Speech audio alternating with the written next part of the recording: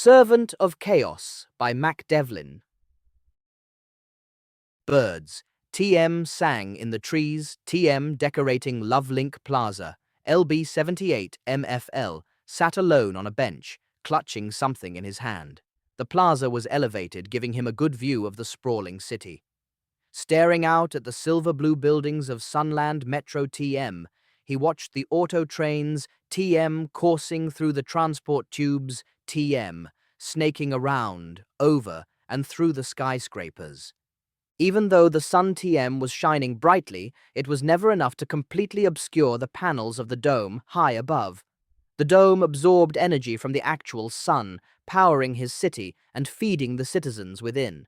Even though the sun had scorched the earth once upon a time, killing 99% of humanity, it was still a life-giving force. LB78 MFL felt a swelling in his chest when he saw her. FM54 SAS always made him feel more alive every time he looked at her. He knew that this was a false feeling, the result of his programming, yet he reveled in it nonetheless. She smiled at him from across the plaza, her eyes sparkling with the approximation of happiness. They were literally made for each other, designed to meet and eventually procreate as the coders had intended. Consciously trying to suppress the spring in her step, she crossed to the bench, sitting down next to him, but not too close. "Good cycle," she said. "Good cycle," he replied. Each worked to control their giddiness. LB78-MFL did not understand all the nuances of his programming. If their meeting was the intention of the coders, why did he feel the need to mask the desperation he felt for her? She, too, seemed to hold back her emotions, even though they both knew their directives: to be bonded for life, to produce 4 offspring, to eventually be decommissioned, their parts recycled and recombined into 2 new life forms. The ways of the coders were mysterious. LB78 MFL slid a little closer to FM54 SAS and placed his hand atop hers. Wrapping her fingers around his hand, she moved it to her lap. He felt that familiar surge of adrenaline TM that always came when she did this. "I have something for you," he said. This was how things were meant to unfold. There was nothing either of them could do. There were no divergences, no forks in the road. Everything had been set out from their production. Even the fate of their offspring had been predetermined. Their children TM would be raised by the collective and assigned to different work sectors. The only difference would be that their offspring would be considered biologics TM, and as such would have a natural lifespan. There was no recycling in their future, and the thought of that made LB78 MFL happy for some reason. Not knowing your fate was fundamental to being human. At least that's what he believed, although he did not know where that belief came from. Perhaps it had been programmed into him like everything else. "What do you have for me?" she asked, her smile fully emerging. LB78 MFL was surprised by the tone of curiosity that she conveyed. It seemed for a moment like she really did not know what was coming next. He held out his hand, and a heart TM-shaped locket dropped from his palm, swinging on the end of a platinum chain. The heart TM was the color of human blood. MF54 SAS cooed with delight. "It's the most beautiful thing I've ever seen." She leaned in to kiss him, but stopped short. There was a female mime standing a few feet away, just staring at them. Both she and LB78 MFL turned to look at her. The mime began moving toward them, but slowly, held back by an invisible column of wind. "Oh no," MF54 SAS said. "It's an Ant F." "Excuse me," LB78 MFL said to the mime. "We were having a private conversation." The mime held up a single finger. She took one tentative step forward, then immediately stepped back. She tapped her wrist, silently asking for the time.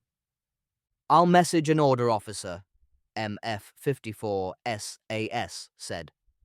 MF54 SAS froze for a moment, her internal server sending a message to the Office of Order. The mime smiled, nodding her head furiously.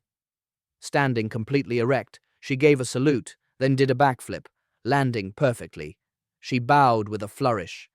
Within a few seconds, a siren rose in the distance. The mime danced with excitement as the sound grew in volume. The order officer sped toward them on his hover scooter. GK67 PPC was tattooed across his wide forehead in light blue ink. Like most order officers, he was tall and powerfully built. "Here to serve," he said. "Here to serve. Where is it I am to serve?" "Is he glitching?" MF54 SAS asked. "Functioning nominally," the order officer said. "Error code online 897989707979. Functioning nominally. Able to serve." "Good," said LB78MFL. "This ANT-F is interrupting our romantic progression." The order officer scanned the mime. His spine went rigid. "Record match!" he yelled. "Terrorist suspect!" The mime ran a finger across her throat. Without warning, the order officer's head popped off in a shower of sparks and fluid.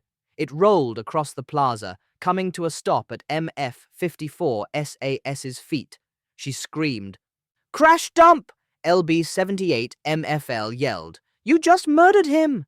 "Maybe. Maybe not," the mime said.